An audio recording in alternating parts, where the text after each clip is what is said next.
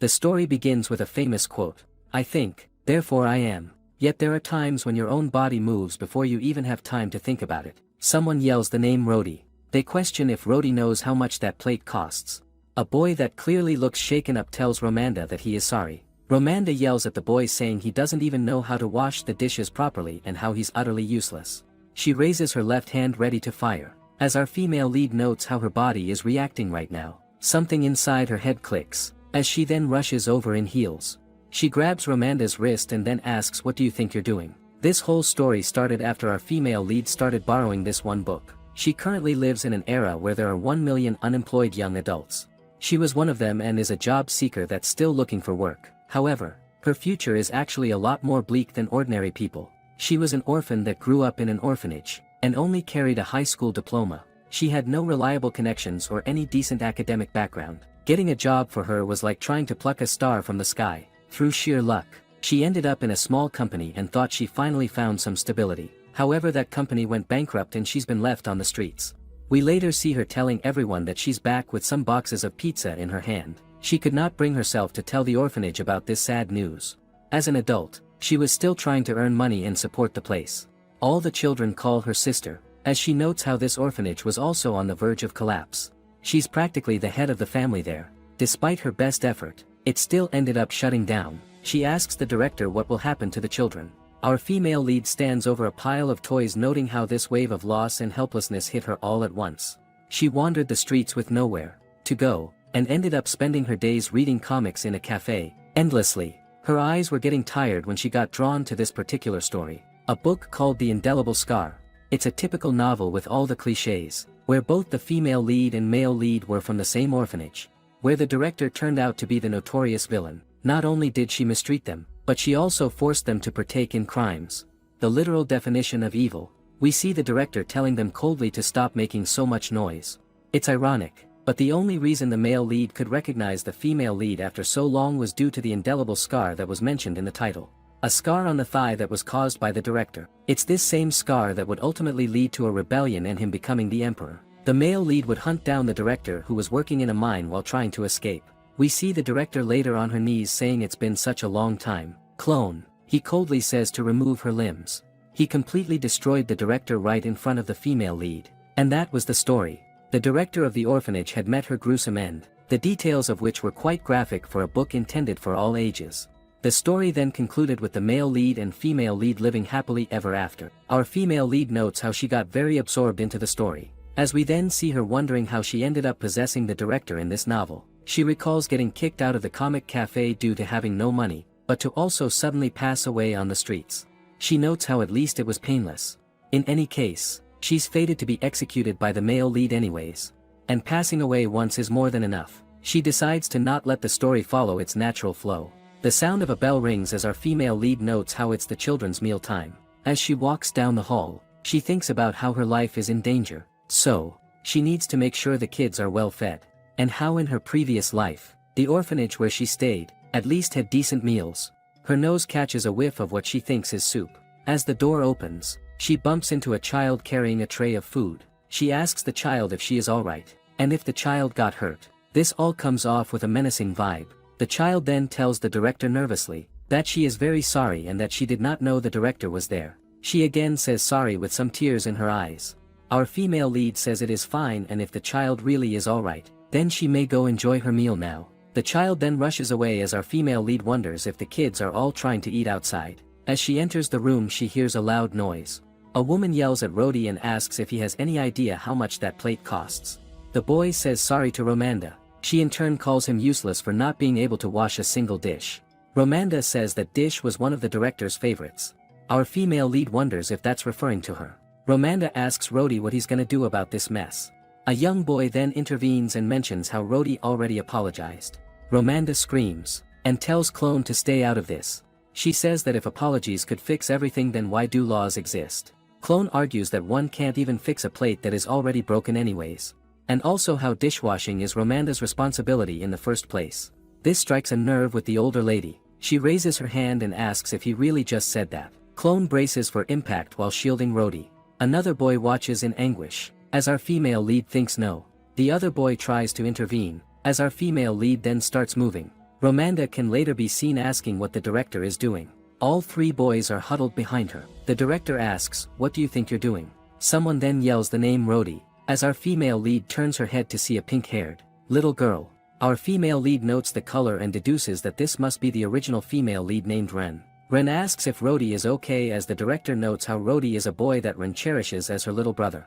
The black-haired boy is the original male lead named Clone. The other child over there is the oldest kid at the orphanage, one that does not exist in the story's future. Jack Fried. Our female lead is stunned, seeing all the younger versions of the novel characters, all right before her eyes. She's totally in the novel now. She then thinks about the environment that these kids are living in. It's even worse than what she had read about. It's completely horrific. Romanda then pleads with the director to let go of her hand, to which the director asks if Romanda was planning to use this hand to strike the kids. Romanda then pleads with the director to listen, and mentions how Rhodey broke one of the plates that the director cherishes. She was going to just scold the boy, but then Clone intervened, and that she had no choice because Clone was talking back too insolently. The director says it was Romanda's job, and then asks why the children are doing it. She then recalls back to reading about this in the novel. There was a maid who would often mistreat the children in the director's stead. The director, who was only worried about the orphanage's donation money, would often turn a blind eye to this. As a result, the maid's treatment of the kids would only grow worse and worse. After the empire cut funding for the orphanage due to poor management, the maid would leave, and the director would then begin to mistreat the kids instead of the maid. The director now, who is our female lead, then tells the maid she is fired. The maid asks what our female lead is talking about so suddenly and questions this firing. She questions what she did wrong to get fired, and how she did everything the director had told her. Our female lead mentions how she never told Romanda to mess with the kids, and how it seems like Romanda has been giving the kids jobs that the director assigned for Romanda. Our female lead then points to the door and says to get out now. The maid angrily says that our female lead will regret this. The door is then slammed shut on the way out. Our female lead notes how it is shameless to raise one's hand on a small kid and that she finally got rid of the maid. She then wonders if the children are all okay. She turns her head and sees them all staring at her with fear and contempt. Our female lead notes how she's seeing the childhood of all the characters made her so happy that she didn't even realize. Even if the director was not directly mistreating them, in the kids' eyes, a bystander would look like just the same kind of monster. It's only natural that they would all hate and resent her. She nervously stares at them before then trying to mutter out a sentence. She then stares down for a moment, and then tells all the kids that she is sorry. She tells them that she'll never let them suffer again, and then continues to say that from now on they do not have to do the dishes, and tells them all to go enjoy their meals. This statement leaves the young friend group completely confused. We later see her standing alone in the halls. She notes how this is hopeless, and wonders just how badly the maid treated these kids. She decides to not let things stay like this. First she'll have to go into the director's office. As she enters, something catches her eye. She sees a plate of food sitting on the table. She then recalls back to when she bumped into that little girl who carried this exact plate of food, and how nervous that child got. She thinks about how she seems to get proper meals as she had wished for, but all for herself. She stands in silence for a moment, before thinking about how she does not want to eat this. But she will have to. Her fork then enters the food. She thinks about how the children must have prepared it. Our female lead then starts to call this situation the absolute worst. She wonders just what kind of person the original Seela Fyrunt was. She then holds her head in disbelief. She recalls telling the kids to not do the dishes anymore, and yet it looks spotless at the sink. Our female lead wonders just how much the kids got mistreated, and hopes that they aren't so scared that they can't even rest easy while in their rooms. A spider then descends from its web right next to her. Our female lead then lets out a large scream. We later see her open the door to a room and yells about how she has to change this place. She looks for anything that could be worth money. She's decided to just sell it all. She rummages through a bunch of jewelry, before then standing near a pile of stuff, and saying that this original director had enough dresses and accessories to rival a noble, while all the children couldn't even eat properly. Seela Fyrunt was a minor noble from the countryside, yet would spend so extravagantly that it eventually led to her downfall. That woman was living in luxury due to donations while the orphanage was in this bad of a state. This is clearly why Clone executed her in that manner, and how Seela definitely played a role in why the kids hate nobles. Our female lead mentions how this dress she's wearing was the most modest one, but it still has a quite revealing neckline. Seela is quite beautiful though for someone who's a villainess. Our female lead then decides now is the time to head out. We see the bell ringing again. Our female lead says that director Seela Fyrunt, will put these long arms and legs to good use while carrying a painting and a lot of stuff. She has a lot of places she needs to be at today. As she leaves, she notes how she ought to remove those surveillance bells once she gets back. She then wonders if she should tell the kids she'll be out today, but then decides against this as it might freak them out more. They might still be shaken up after what had happened this morning, and how if she tries to get closer now, they might just end up pulling farther away. A girl is watching our female lead from the window though. They see some gold sticking out of the female-led bag. It's the girl who bumped into the director before. The child wonders where the director is going with all that loot. Clone asks Edie what she has been doing here all this time, and if something is going on outside. Edie says she saw the director sneaking out with a lot of expensive things. Clone asks if the witch really did that. Someone else then joins the convo. Jack, who is carrying Ren, asks what they are talking about. Ren seems a bit sick as she lays on Jack's back. Our female lead later says she finally made it. She would have totally gotten lost had she not remembered that one scene in the book where Ren and Clone ran away. It was an episode where they got so sick of the director's treatment that they both escaped in secret. It happened to be festival season, so the pair got to explore the world for once. Yet they did end up getting caught and dragged back before they could get far away. Our female lead then wonders when this year's festival will be, and how old the kids were again. She then stops and thinks in silence. There was not a single record about the kids' personal details in the office. Ciela clearly did not care about running the orphanage properly, so why would she care about the kids? Our female lead notes how the only thing she can recall is how Ren had a serious fever when she was 10. She's got to ask the kids all this when she gets back. She needs to know where they are in the timeline so she can plot her next move. We see some carriages moving down the streets, as our female lead says excuse me to a man that is sleeping. Our female lead stares, looking pretty for a moment. The man says welcome miss, as our female lead notes how he gives her the creeps. She tells him that she'd like to hire a carriage. He tells her that the rental is 15 silver and that if she wants a coachman then it will be 35 silver total. Our female lead then does the calculations in her head and notes how that's cheaper than she had expected. She then tells him she'd like to hire someone for a round trip.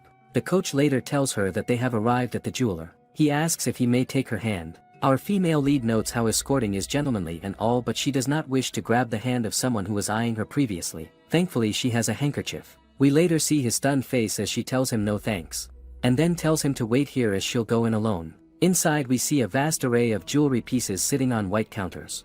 A man then welcomes her into the shop. She tells him she's here to sell, to which he says that she came to the right place. He mentions how nobody appraises as fair as they do. He later stares in awe at all the pieces she put forth in front of him. He mentions the quality and says that they can offer her a price worthy of these. He then tells her to give him a moment. Our female lead says she is curious to hear his offer and tells him to go ahead. Our female lead notes how these items seem to be more valuable than she thought and how she won't have to worry about the orphanage's budget for a while now. The man then later returns. He tells her that these gems are of excellent quality and that he can offer her 650 gold. Our female lead thinks about how that's not bad and would equal 65 million won, though she does not actually know the true value of these gems. However, this dude has been acting shady ever since she had walked in. She then tells him he is underestimating her. She mentions how the shopkeeper seems to think she is a clueless noble girl who does not know market value. The man says I beg your pardon, to which our female lead questions how he just tried to cheat her. She slams the table asking if it's fair that he offered her 650 gold. Our female lead notes how the director's ledger showed that 1,000 gold had been embezzled over the years. Ciela had been spending donation money and her own funds on luxury goods. These jewels no doubt have to be worth more than 650 gold. The man tries to assure her that this was a fair estimate based on a professional appraisal. She says fine then, but also says that from the moment she stepped in the store, he had treated her like a pampered little idiot. She mentions hoping this was just something in her head, but his offer has confirmed it. She tells him that deceiving and insulting a noble will cost him dearly. The man then starts to worry as he notes how she's a noble. He then bows down and says that he is sorry. She asks if he can admit that he tried to cheat her. He tells her he would not go that far and how he skimmed a little bit over the top. She mentions how she ought to skim a little bit of his lifespan as well then. He again yells that he is very sorry and how he'll give her whatever price she wants, and to please not report him. She tells him that this time he'd better give her the actual value, and to not test her patience. He tells her of course not and thanks her for another chance. Our female lead later notes how her heart was about to explode as it's a good thing she did not get caught. She never actually held power over anyone or stood at the top. It's the first time that she'd ever talked back to someone like that. We hear some noises coming from a door, as we then see the shopkeeper telling her he will bring her payment shortly. Our female lead notes how she's not cut out to play the part of a villainess. It's something that's not really her style. The man can later be seen bowing outside and telling her goodbye. The coachman tells her that he will escort her to the marketplace now. Our female lead stares at a bag, noting how she's glad it sold well. It turned out to be 9 runes and 50 gold, which totals to 950 gold. She wonders if she should report this. And then thinks about how she can go shopping for clothes for the kids. And that she can make many repairs to the collapsing orphanage. She thinks about how selling the dresses could bring in a bit more money, but that once she repays what Ciela had taken, things will be tight. She can't go out and work herself, and there's limited money and so many needs. The kids' food, tailoring clothes, and taking them to the hospital when they're sick. It said that it would take 100 million won to raise one child in Korea, but that she will have to take care of 5 of them. It would cost like 500 million won. This translates to a whooping 5,000 gold here in this world. We later see a busy marketplace with people strolling about. Our female lead notes how places like this are so crowded and rowdy. She wonders where she should go now. And then notices a sign on the street. She wonders if this is the dress shop then. She recalled how the boutique in the book only dealt with designer-made clothes. No matter how luxurious Ciela's dresses are, a store like this would never buy a second-hand item. She'd be lucky to not get mocked and completely thrown out. Her head then turns to look into a dark alleyway. She wonders if this is that place. She calls to a worker in a shop. The worker turns around and welcomes our female lead to the Clover fabric shop. Our female lead says she came to sell clothes and asks if that is possible. The worker tells Ciela that they dismantle clothes and give a price based on fabric alone. She asks if that is alright. Our female lead then says that is fine. The worker is then left stunned as she mentions how all these clothes were purchased from a really high-end boutique. She sees a dress from both Mariana's and Catalina's boutique. She then notes how one of the dresses isn't even available anymore. The worker asks if our female lead is sure she wants to sell, as the value won't be anything near what she paid. Our female lead says yes and wants to sell all of them. The worker says the quality is great as well, and then says that she can offer at least 10 gold per piece. For the discontinued dress, she can offer up to 15 gold. This all leaves our female lead stunned. The worker says that this is the best she can offer and asks what our female lead thinks. Our female lead ponders about how 10 dressed with a minimum price of 10 gold each would equate to 100 gold. She then stops her thoughts for a moment. If the fabric cost this much alone, then how much was the actual retail price? Our female lead wonders if Ciela was out of her mind. The worker says she offered her highest price and asks if our female lead is unsatisfied. Our female lead then says they should go ahead with that price then. The worker thanks our female lead and tells her to wait here for a moment. Our female lead thinks about how she still has money from the jewelry sale, and how things should be fine now, and she can finally breathe a little. She then stares off and notices something. She sees the children's clothes and thinks about how cute they are. She rushes over to look at them. She recalls Ren's pink hair and notes how she would be perfect in this dress.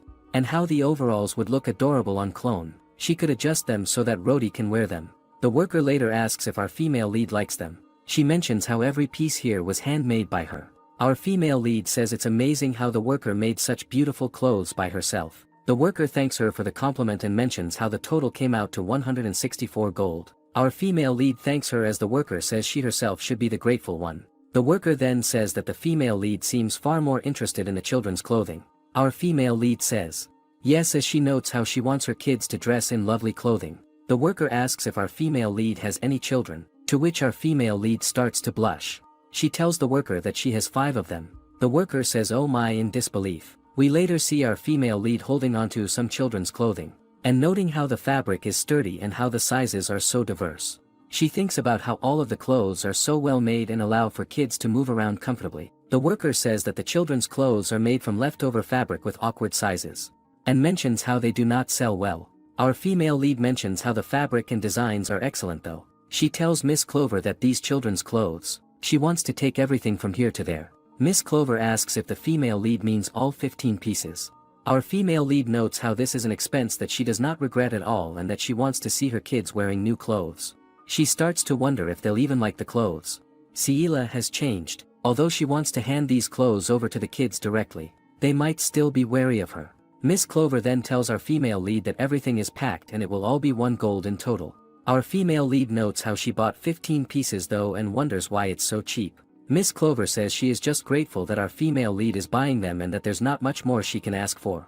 Our female lead then says she does not think this is right. She tells Miss Clover that these were clothes that got made with care and needs to be paid for properly. Miss Clover tries to protest, But our female lead says she will pay a fair price for the clothes that her children will wear. Miss Clover says that she understands, and that the regular price is 3 gold. As our female lead hands over the money, she tells Miss Clover that these clothes will definitely be popular with the children, and that she will come often, so Miss Clover should not undervalue her work. Miss Clover thanks our female lead and says she will make sure to have clothes that the children will love ready. Our female lead starts to leave and tells Miss Clover that she will be back next time. The bell in the town starts to ring as dusk has come. The coachman yawns as our female lead approaches him with a bunch of stuff. He looks over confused for a moment, as he then looks in shock. He calls to the lady as she is carrying so much stuff. He says he'll help her carry that, as she tells him thank you. In her mind, she questions how Ciela can be this tired already as she is 26. He asks her where they will be headed, to which she says the Ciela orphanage. As she sits in the carriage, she lays back noting how heavy that all was. She recalls back to the novel, and notes how Ren and Rhodey both had talent for drawing. And Jack was really into art. She thinks about how the 3 of them will love this. She then starts to wonder what Clone would like. She recalls how he was the male lead and that what he likes most is Ren. If she were to win over Ren's favor, then maybe Clone's heart would follow as well. If she were to raise these kids well and survive by going off script, she will help them all to become independent, close the orphanage and then live her own life. She thinks about how her life has always been tied down by an orphanage. She wants her new life to be a bit different. The coachman tells her that they have arrived. He tells her he'll help her carry this in as she barely starts to wake up. He tells her that she has worked hard. She thanks him and tells him to please bring it to the back. We see something purple on the ceiling as our female lead notes how mana stones were used as light bulbs here and that she'll need to buy replacements for those soon. If she wants to deliver the clothes and everything else, she'll need to call Jack. She walks up the stairs noting how the kids might get scared when hearing someone come up the stairs, so she needs to walk carefully. She calls out to Jack asking if he is in a room. She says she needs to talk with him about something and asks if he can spare a moment. She then opens the door saying that she'll come inside for a bit. She then sees the sight of empty beds. She is left stunned. Later she rushes to another room and bangs on the door asking if Ren is in there. No one is here as well and she wonders what on earth is going on. She wonders if this was a part of the story and how she does not recall everyone disappearing. Only Clone and Ren escaped that one time. The coachman begins to tell the lady he is done moving the stuff as someone yells to please help. She rushes down the stairs saying that all the children are gone. She tells him to please help her search for them and that they could not have gone far. The story has now changed. If it goes like the original, then it's not a bad thing for the kids to escape. It would have been better to run away to avoid suffering all the mistreatment. But she is not the original Ciela at all. She thinks about how Rhodey is with the group so they can't have gone far, but she does not know why the situation has changed. Jack is usually calm and cautious and would not have taken the children away recklessly and fled. Could something have changed without her knowledge? We later see someone call Clone. Jack tells him it might be better for them to ask for the director's help. Even now, Clone tells him that there's no way the witch will help them. He asks if they remembered when Rhodey got sick last time, and how she yelled at them instead and said that they should not cry. Rhodey says the words big brother. He asks if Ren is going to die. Ren, who is struggling, is being carried by Clone. Jack tells Rhodey to not say things like that. Edie asks what if that bad person were to show up. Jack tells her it will be okay as they are all together right now. He reaches his hand out to touch Ren as feels the temperature on her forehead. He thinks about how it's only risen higher. He thinks about how he should not have brought Edie and Rhodey along and how he did not expect the roads to be this complicated. He wonders where he can ask for help. Edie and Rhodey sit down mentioning how their feet hurt. Even Jack takes a seat, as Clone says they'll get moving again once everyone has rested. He then starts to fall a bit, as Jack then rushes over to help the pair. Jack looks over at Ren for a moment. He tells Clone that he will carry her for now and tells Clone to take a break. Clone says Jack is weaker than him though, to which Jack says he is strong as well and to leave it to him. Clone says that Jack always gives up his food to them and asks how he could have any strength. A man then yells hey over there. Edie holds Rhodey, as Clone looks over alarmed. The man calls to the kids and tells them that the lady has been desperately looking all over for them. He asks where in the world they were going. Clone questions how the man said the lady. We then see our female lead running around distressed. She stops at an empty alleyway, noting how the kids are gone and nowhere to be found. She wonders if they entered the slums already and if she should report this to the guards now. She wonders what she should do. She then thinks back to her previous life. A crying kid called her sister and mentioned how she does not want to move to another orphanage. She says she wants to keep living with Big Sister, and even mentions how Big Sister said she'd be her mom. She is her mom. The coachman then calls for the lady to come over here. He yells that they found the children. She then rushes over stepping through puddles. She wonders aloud where in the world they have all been. The kids all look back at her nervously. She then rushes over to give them a hug and says thank goodness. She smiles warmly as she embraces Clone. She's hugging all of her children as she tells them she's glad they are all safe. Someone then yells that they can't breathe as she immediately stops hugging them. She thinks about how Ciela and the kids technically are not close enough to where she can hug them yet, and how they might avoid her even more now, due to what she just did.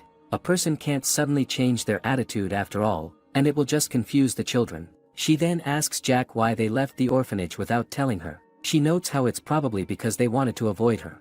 Rhodey then peeks his head out and says that Sister Ren is sick. Our female lead questions this as she then spots the pink-haired girl and says my goodness. She rushes over to help and asks when Ren started being in this condition. Jack says it was right after the director had left that Ren's fever started to rise. Edie says they tried to bring it down themselves but that it only got worse. They were gonna take her to a clinic to get medicine. Our female lead grits her teeth as she hears all this. She notes how there was no proper medicine in that environment. She then lifts Ren up in her arms. The coachman asks if the young girl just needs to be taken to the clinic, to which our female lead asks if that is possible. He says of course and says that they should hurry. Our female lead then turns her head, and wonders if she should take all the kids, especially since Rhodey is still very young. She wonders what to do. She then catches the gaze of Jack. He says he will take responsibility and escort all the kids back to the orphanage. It is then that Clone yells to protest. He asks if they can really trust that witch. Clone glares at her and demands if she trusts that witch, but Jack calls his name and tells him that's enough. Before getting into the carriage, Ciela turns to Jack and asks if he knows the way back. He replies that he's memorized everything. She lets him know she's counting on him and tells him to return safely, not before adding that if he's hungry, he should make himself something to eat. She then attempts a smile, thinking that if she smiles, the children might feel reassured, right? But instead, they look more traumatized than comforted. She carries Ren back, never expecting her to fall ill today. It's hard to believe such a small, thin body belongs to a 10-year-old. She realizes Ren must have felt unwell since morning but likely hid it out of fear of being scolded. She ended up cornering someone this fragile. She murmurs a quiet apology to her. After the doctor examines her, he informs her it's a fever. Any later and it could have been serious. Plenty of rest should help her recover. She thanks the doctor and turns to Ren, watching her, noting she looks even thinner, perhaps because of the illness. Not just Ren, all the children are far too thin for their age. She decides that once they return, she must begin by giving them proper, nutritious meals.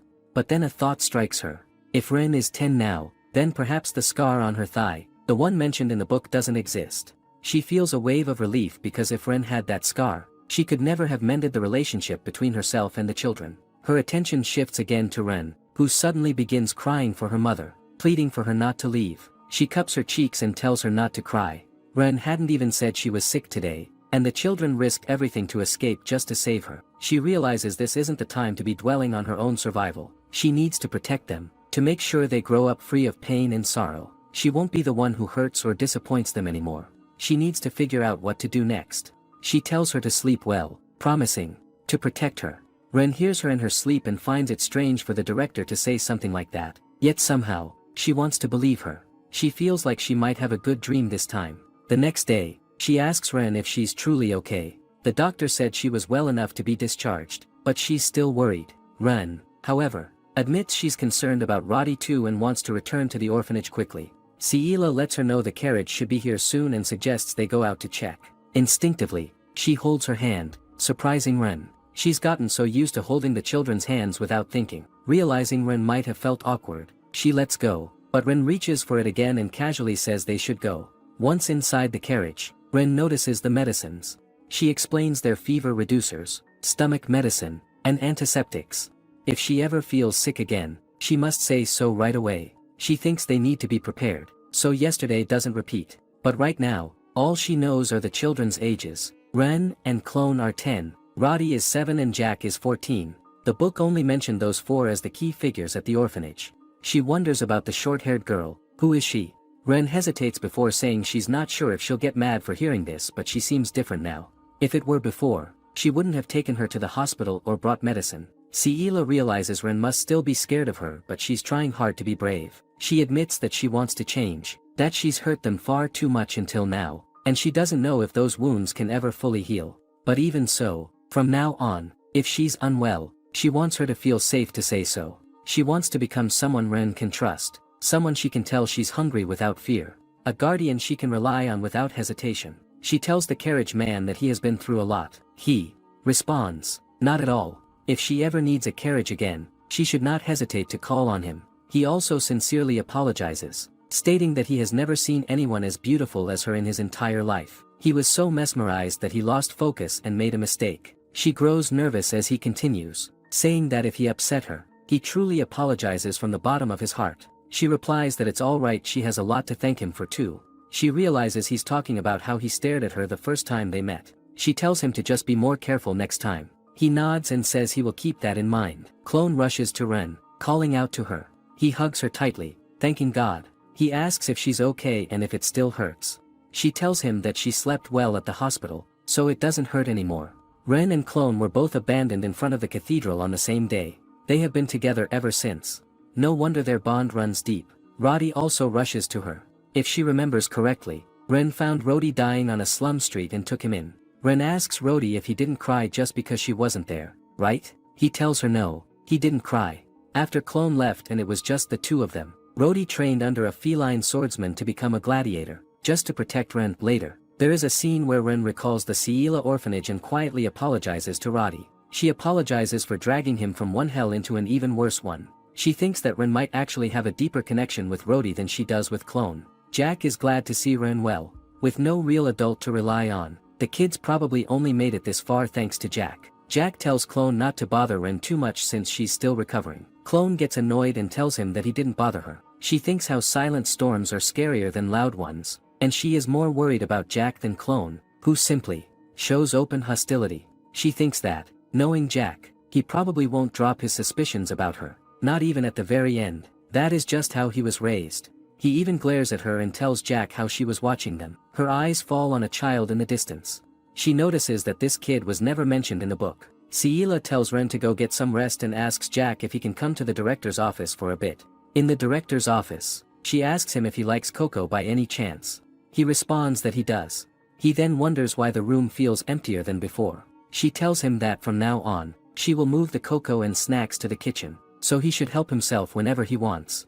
He responds all right. She gives him the drink and asks him to give it a try. He takes a sip as she asks if it's tasty. He replies yes and mentions that he thinks Roddy would really like it. She tells him that she wants him to make it for the kids.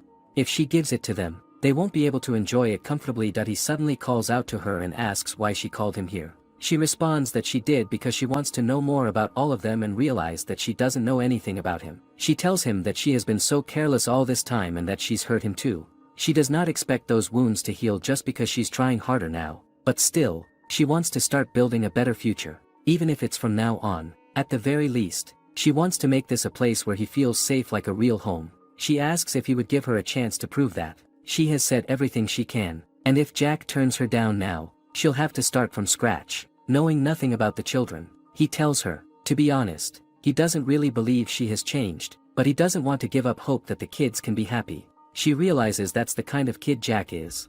If it means the others can be happy, he's willing to put aside even his strongest doubts. He tells her he'll organize everything about the kids in a sketchbook and give it to her. She is also aware that he is still just a child who might not get the chance to grow up. She thinks maybe she can change not just her own future, but his too.